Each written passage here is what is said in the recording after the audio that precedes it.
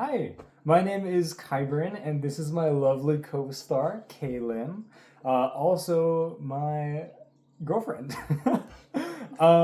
We are going to be doing a speech project. So we'll be going through a couple things like a mirroring scenario and a questions linking game. So, two fun facts about myself is that I love space and I'm trying to build my career at the moment so I can one day work, hopefully, at a spaceport. Another is that I love aquariums. I find so much fun because it's like a controlled gardening kind of experience, but you also get to have cool fish. So yeah, and Kaylin. I guess my fun facts would be I am currently a pre-veterinary student at MSU, and in my free time I like to sew and make different things. Really good at sewing. She made me a very lovely gift this Christmas. Okay, so we're gonna do mirror speech. The way this kind of works is one person does a short speech, and the other is supposed to kind of mirror them as they, you know, use their hands or like make facial expressions. So you're gonna be intensely watching me, and yeah, just mirroring me. So I'll start off first, and then we'll switch. I would like to start my speech off with going over the story of a game called Cyberpunk 2077. It is such a interesting game. And the story is very, very rich, and it introduces a lot of complex social scenarios. We have our character V. He is, depending on the kind of story options you choose in the beginning, you you can have different backstories. One is a street kid, one is a kind of a corporate upbringing, and then the other one is like sort of a nomad, kind of like what we would call kind of like a hippie lifestyle. But basically, V gets thrown into this crazy scenario where he meets this guy and they both bond over wanting to become legends in their city. This kind of universe is sort of dystopian and very corporate run, where morality and survival just clash and just intertwine so much, where consistently you have to choose between either taking advantage of other people or dying. It's just a dog eats dog kind of world. It's such a very, I wouldn't say opening experience, but one that gives you a lot of thought process between the different backgrounds and environments that one grows up in. But yeah, I think you should give it a shot if you are into those kind of games. So now we're going to be switching over to Kaylin, and she's going to be talking about whatever she wants, and I'll be trying to mirror her. I think I'm just gonna very randomly talk about different animal facts and try to ignore him. Oh my god, this is really hard.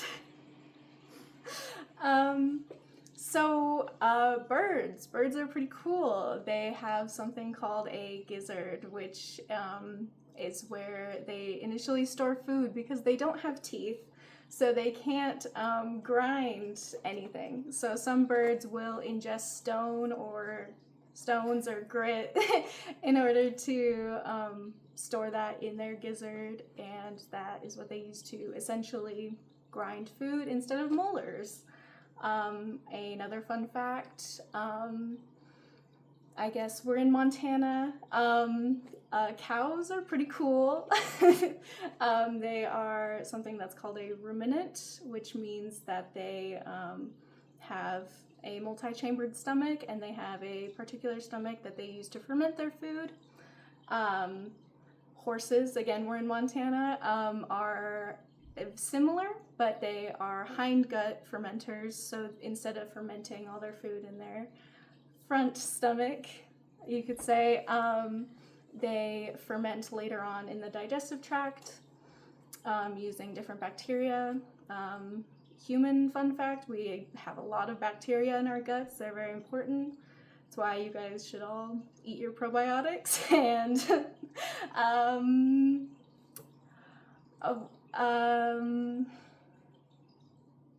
what else do I know?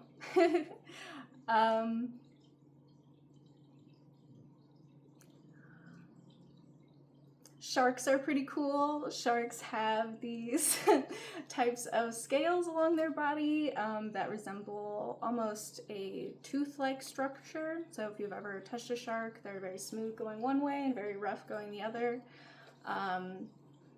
They have a line of nerves down the side of their body that allows them to detect like electromagnetic waves in the water and see fish in that way. How long does this need to be? I think we're good. Okay.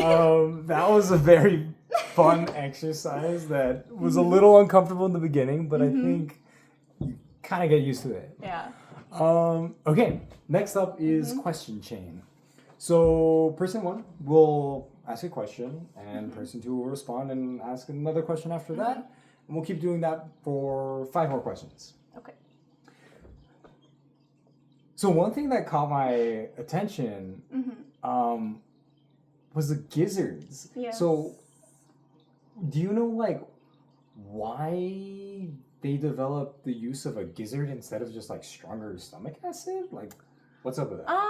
Well, I guess stomach acid, like, yes, it does break down food to an extent, but I mean, we rely a lot on our teeth and breaking up those breaking up food into smaller particles, because otherwise it would be like, if you think of like a hawk that's like ingesting like a small rodent, like whole, that would be in there for a really long time if you're literally only using like your stomach acid. But so really having some sort of system to break these things up is really important. Some of them, they also have like very textured gizzards and esophagus to do the same thing. Yeah. So what draws you to space? Ooh, that is a good question. I think I love the opportunity. There's just so much we haven't done out there, and it like also kind of is because I love sci-fi. I've watched as a child so many sci-fi things, and I've always found like robots and just like theoretical space scenarios just like super fun. And I don't know, it's just kind of always been like, wow, that'd be pretty cool. Yeah. So what about you? What brought you to all of your veterinary? No, actually, what made you choose MSU? MSU. Yeah. It was mostly to do with money, which is a very fun answer, but it provided the most resources financially compared to schools in my home state, and also have a specifically tailored pre-veterinary counseling and major system. So I was able to have a more like specialized experience with counselors that are veterinarians, and that wasn't something I saw at a lot of schools. Interesting that you find that in Montana, of all places. Yeah, I mean, we're very agricultural centric. Yes, it's very ag based. Yeah.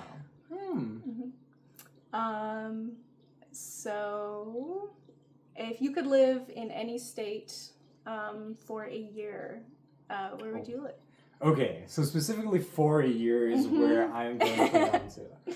So I think, I don't know if I'd want to live there forever, but Hawaii, I think for a year, because I know it's expensive, but that'd be such a cool experience, you know? Not to mention, like, just the ecosystem is so unique, I feel like, and I love the ocean. And as a kid, I always wish I lived on a coastal city, because, like, I'd watch so many of those videos where they'd, like, go to the riptides and just kind of, like, explore and look at animals, and that was just so fun. But yeah. I think you're on the last question. Last question. So, do you like, if you had to choose between marine animals and, I guess, terrestrial animals or avian animals? Oh, so I have 3 options? You have 3 options. Okay. The sky, the land, the sea. Which one? I think getting into marine animals is very difficult, at least as a career, and I should not go to Montana if I want to work with the marine animals. But picking between terrestrial and avian is hard because I love birds, and there's other animals that fly. But I think terrestrial because it is so broad and there are so many animals that are terrestrial. Okay, that's good. So you're kind of valuing, like, just there's so much more to experience. I like that. That's cool. I think that's it. I think that's the end of our little speech project. I hope you enjoyed watching and listening to us, Professor. And yeah, I'll see you next week in the next module. Bye.